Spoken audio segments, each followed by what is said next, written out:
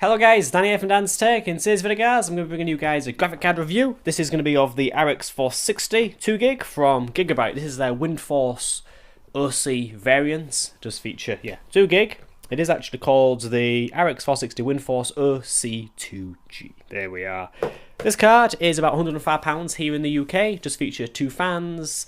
Its main kind of selling points are that it's relatively cheap. You should get some very good gaming these days for the amount of money it costs. 105 quid, you're going to be getting 1080p, 6 FPS, say very high settings, and its efficiency is another thing it boasts, and because it's so efficient, it doesn't actually have any external power requirements. So there's no plugging in of cables from a power supply into this graphic card, which is pretty impressive.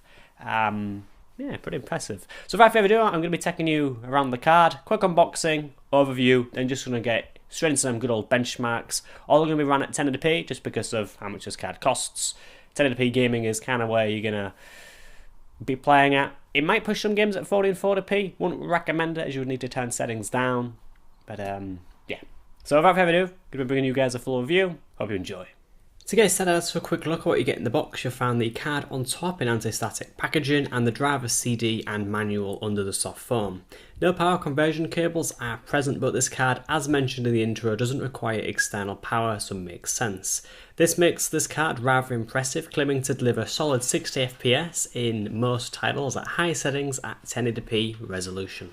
Gigabyte recommend a 350 watt power supply with the card rated to use very small amounts of power while gaming. Onto the card, this thing is pretty small, albeit having dual fans. The dimensions are 19.1 by 11.1 centimeters, and as for the thickness, this card is 2 slots, thick at 37mm.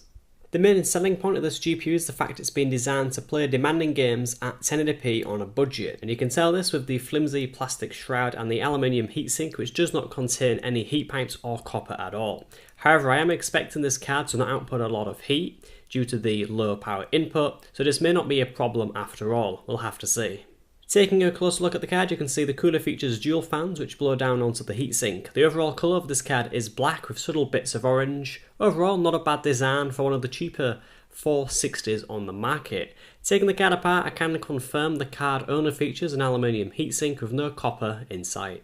So as I reapply the thermal compound, some further specs. The card features 896 stream cores clocked at 12MHz and has 2GB of GDDR5 memory sat on a 128-bit memory bus. As for the outputs, this card features a DVI port, HDMI port, in addition to a 1.4 DisplayPort output capable of 7680 by 4320 resolution at 60Hz. Anyway, I think it's about time we install the card and get playing some games to see how it performs. As always, I'll be doing some live benchmarking with the card to show you peeps the FPS counter on screen. All benchmarks will be at 1080p.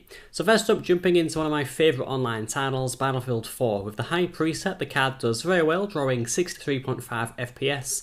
Very good performance indeed for a card of this price point, delivering very smooth frame rates across many large maps online.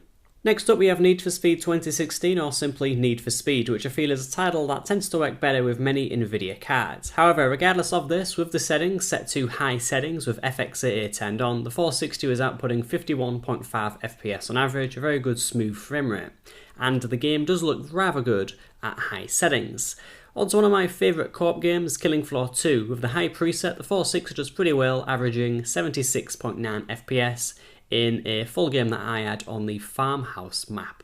As usual, my testing was with the Nvidia Flex settings disabled. Next up, as for another zombie game, as such, Dying Light. This is the most demanding title tested. The RX 460 is able to deliver 58.7 FPS at medium settings with anti-aliasing enabled and the draw distance set to 8 out of 16. As for Medal of Honor Warfighter, at the high preset we have 77.6 FPS, outputting the highest average FPS value in all tested games. Although an older title, the 460 does very well with this title on many online maps. As for another shooter, Plants vs Zombies Garden Warfare, we achieved 68 FPS on ultra settings. Pretty damn impressive, as this card was not initially built to be able to play games at ultra settings at 60 FPS.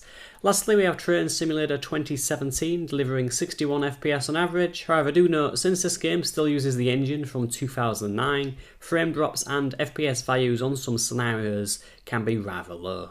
Due to the short amount of time I had with this card, I wasn't able to take power readings nor perform technical tests for noise levels. However, I can report the temperatures were relatively good with the card, staying very quiet. Peak temperatures were 67 degrees, peak clock rate was 1.21 GHz, with the average speed of the dual fans being 912 RPM.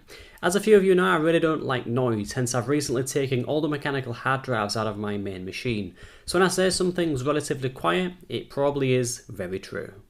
So guys, that's my review of the RX 460 from Gigabyte, the OC 2G variants. In my opinion, I think it's a very good card. It does run relatively quiet and cool, and you are getting some really good performance considering it's only 105 quid here in the UK, and that it doesn't require no external power.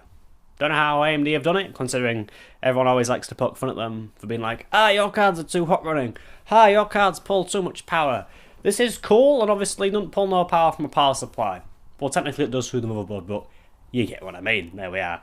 A very nice card. I like it. I would recommend it. And this is one of the cards I'm going to be using in a build video that I'm going to be bringing you guys very shortly. It's going to be paired with, well, these components here actually.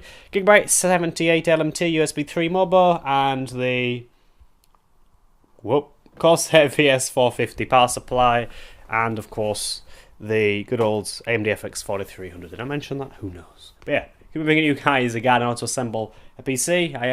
I'm also going to be putting this in the Anades AI 7 case. That's one with the Windows side panel that I reviewed quite a bit ago. Yeah, it's always good to use products that I got in for review in builds. Brilliant. So yeah, hope you've enjoyed this review. Look forward to that guide with this graphic card, and that's about it. So thanks for watching. Please feel free to like, comment, and also subscribe. And yeah, I'll see you guys in the next video.